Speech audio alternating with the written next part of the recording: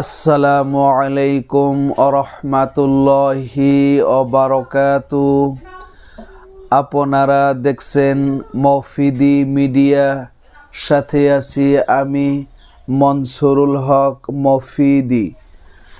আজ আমরা সরাসরি পবিত্র কোরআন হাদিস রিসার্চ করে গবেষণা করে সুন্দর একটি তদবির, সুন্দর একটি আমল শিখে নিব। সেটি হচ্ছে, কারোর যদি হাত পা জ্বালা পোড়া করে, শরীর জ্বালা পোড়া করে, ঠিক আছে, এই জ্বালা পোড়া দূর হওয়ার তদবির পানি পড়া আমরা শিখে নিব, ঠিক আছে। তো আপনার এই অনেক সময় দেখা যায় যে কারোর উপর যদি ব্ল্যাক ম্যাজিক করা হয় বা কুফরি কালামের ক্ষতির যদি শিকার হয় বা কোনো শত্রু তার নামের উপর যদি ক্ষতি করার জন্য যদি তাবিজ করে রেখে থাকে, তার একটা প্রভাবের কারণে অনেক সময় কিন্তু শরীর জ্বালাপোড়া করে, ঠিক আছে, হাত পা জ্বালাপোড়া করে বা অন্য কোনো সমস্যার কারণেও সেটা হতে পারে। তো যে কোনো কারণে শরীর যদি হাত পা যদি জ্বালাপোড়া করে, তা দূর করার সরাসরি কোরআন থেকে আমি আপনাদেরকে একটি পানি পড়া শিখিয়ে দিব।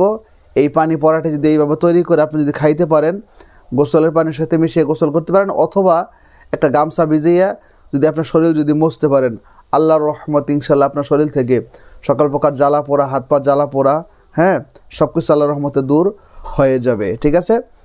তো আমি সুন্দর করে আপনাদেরকে বুঝিয়ে বলে দিচ্ছি। যদি ভিডিওটি বুঝতে কোনো সমস্যা হয় অথবা সরাসরি এই 30 পারা কোরআনুল কারীম থেকে যে কোনো বিষয়ের তদবির করাতে, যে কোনো বিষয়ের কাজ করাতে, বিশ্বের যে কোনো প্রান্ত থেকে ভাই হিসাবে এবং বন্ধু হিসাবে অথবা আপনার যে কোনো আপনজন হিসাবে আপনি সরাসরি আমি মনসুরুল হক মফিদির সাথে যোগাযোগ করে যে কোনো বিষয়ের তদবির, যে কোনো বিষয়ের কাজ খুব সহজেই করাই নিতে পারেন ইনশাল্লাহ। এখন প্রযুক্তির যুগ, তদবির কাছে থেকেও করা যায়, দূরে থেকেও করা যায়, কোনো সমস্যা নেই। তো আমার মোবাইল নাম্বারটি হচ্ছে 01725357513।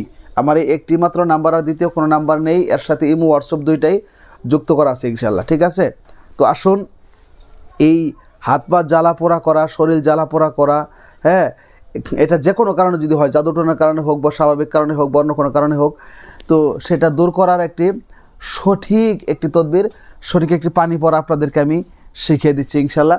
তো সেটা সরাসরি কোরআন থেকে, এটা কোন সূরার কত নাম্বার আয়াত, কীভাবে আপনি আমলটি করবেন, সেটাই আমি আপনাদেরকে একদম সুস্পষ্টভাবে দেখিয়ে দিচ্ছি। দেখিয়ে দিলে আপনারা বাহির করে আমল করাটা আপনাদের জন্য অনেকটাই সহজ হবে।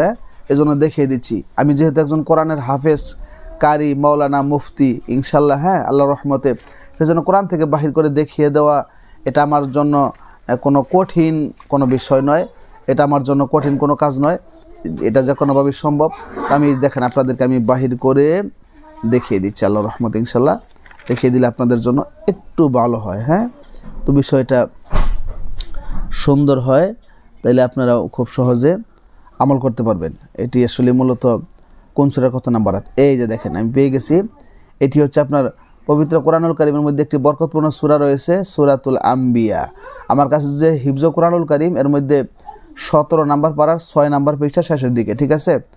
সূরাতুল আম্বিয়া এর আপনার 69 নাম্বার আয়াত, ঠিক আছে।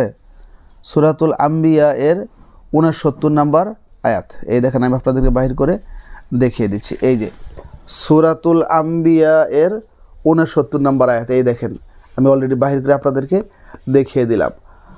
আমার কাছে যে হিফজ কোরআনুল কারীম, এর মধ্যে 17 নাম্বার পারার 6 নাম্বার পৃষ্ঠার এই শেষের দিকে, ঠিক আছে। আপনার যে কোনো কোরআন থেকে সূরাতুল আম্বিয়া এর 69 নাম্বার আয়াত দিয়ে তদবিরটি করবেন, পানি পড়াটি তৈরি করবেন। কীভাবে করতে হবে সেটি আপনাদের বুঝিয়ে দিচ্ছি।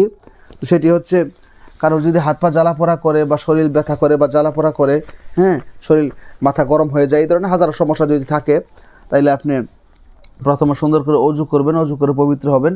পবিত্র হয়ে একটু পবিত্র পানি, যেটা খাওয়ার উপযুক্ত, পান করার উপযুক্ত, এই ধরনের পানি আপনি নেবেন। নেওয়ার পরে সুন্দর করে 3 বার করে ইস্তেগফার পাঠ করবেন, আস্তাগফিরুল্লাহ, আস্তাগফিরুল্লাহ, আস্তাগফিরুল্লাহ। এরপরে সহি তরিকার যে কোনো দরুদ শরীফ আপনি 3 বার পাঠ করবেন, ঠিক আছে। 3 বার দরুদ শরীফ পাঠ করার পর আপনি এই দোয়াটিকে 7 বার করে কি করবেন? পাঠ করবেন। ঠিক আছে, মানে দোয়া আমরা কোরআনের এই আয়াতের এই অংশটুকু সূরাতুল আম্বিয়া এর 69 নম্বর আয়াতের এই অংশটুকু। ঠিক আছে, আমি বলছি, আমার সাথে বলেন। এই আয়াতটি হচ্ছে কুলনা ইয়া নারু কুনি বারদাও ওয়া সালামান আলা ইব্রাহিম। আবার বলছি, কুলনা ইয়া নারু কুনি বারদাও ওয়া সালামান আলা ইব্রাহিম। আবার বলছি, কুলনা ইয়া নারু কুনি বারদাও ওয়া সালামান আলা ইব্রাহিম।